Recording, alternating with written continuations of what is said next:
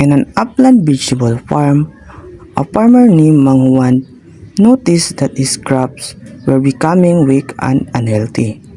The leaves were turning yellow, and the harvest was getting smaller every season. Even though he regularly watered and fertilized his crops, the plant still not grow properly. After conducting a soil test, he discovered that the soil pH was 4.8, which means the soil is strongly acidic. Because of this problem, he decided to seek help. Si Mang Juan ay laging nag-aalala dahil farming was his main source of income. He started losing hope as more plants become weak and unhealthy. Because of this, Mang Juan went to the soil doctor clinic to ask for help and learn the proper solution for his farm. Good day! Welcome to Soil Clinic, kung saan ginagamot namin ang may sakit na lupa at tinutulungan ng farms na maging healthy ulit. Kami ang inyong soil specialist at today tutulungan namin kayo i-diagnose at isolve ang mga problems ninyo.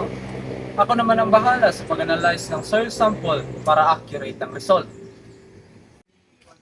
Next patient please! Good morning po mga dok. Kailangan ko po ng tulong nyo. Hindi na magandang kondisyon ng gulayan ko. Sige, umupo ka.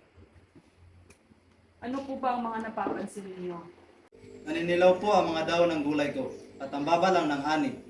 Dinidiligan ko naman, parang di lumalaki. May idea na po ba kayo sa kondisyon ng inyong soil? Opo, natest ko na po ang soil pH. Ito ay 4.8. That's very acidic. Dr. Gisan, pakicheck nga namin data.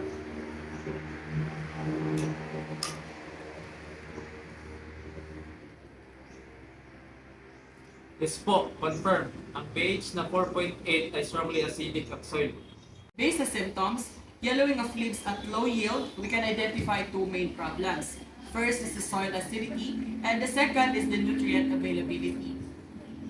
One possible reason of acidic soil is heavy rainfall, especially in upland areas, when rain washes away important minerals like calcium and magnesium. Another possible cause is the continuous use of fertilizer, which can increase soil acidity over time. Poor soil management and lack of organic matter can also worsen soil acidity. In acidic soils, important nutrients like nitrogen, potassium, phosphorus, and calcium becomes unavailable to plants. The soil can contain toxic elements like aluminum and manganese that damage plant roots. When roots are damaged, plants cannot absorb enough water and nutrients needed for healthy growth. As a result, the leaves becomes yellow, growth becomes slow, root becomes weakened, and crop yield decreases. Kaya pala parang mahina at hindi healthy ang mga tanim ko. Yes po, acidic soil can also reduce beneficial microorganisms in the soil that help decompose organic matter and support plant growth. Explain namin in simple terms. Pag masyadong acidic ang soil, nakalak ang nutrients at hindi nagagamit ang plants. Kahit may nutrients sa lupa, hindi sila available dahil sa low pH. Acidic soils can also reduce helpful microorganisms in soils that helps plant growth.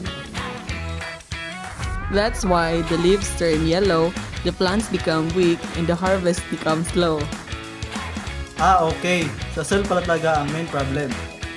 Here are our some recommendations. Liming. Maglagay po kayo ng apog sa soil para ma-neutralize ang acidity. This will increase the pH and make the nutrients available again. Liming also reduces toxic elements like aluminum. Solution number 2, gumamit po kayo ng organic fertilizers.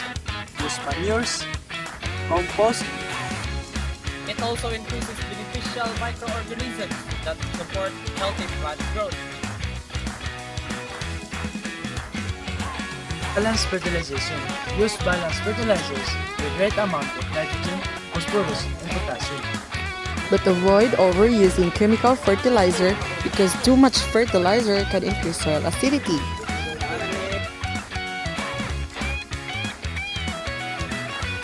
Regional soil testing is important to monitor soil pH and nutrient levels. This helps farmers know the correct treatment and fertilizer needed by the soil.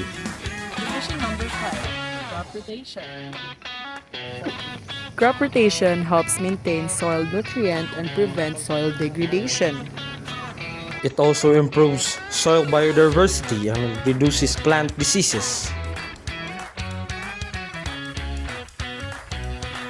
Proper drainage is important to maintain balanced soil condition. Maraming salamat mga Dok. Malaking tulong na po ito.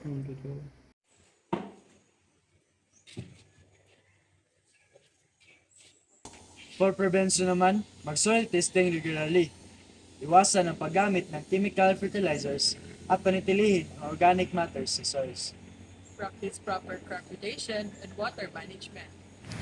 After learning the cause and effects of acidic soil, Mang Juan understood the importance of proper soil management by applying proper solutions such as liming, balanced fertilization, compost application, crop rotation, and regular soil testing.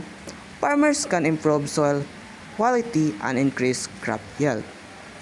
This shows that healthy soils is foundation of healthy plants and successful farming. This scenario teaches us that taking care of soil is one of the most important responsibilities of every farmer because healthy soil is the foundation of successful farming. Alagaan ang lupa at alagaan tayo nito.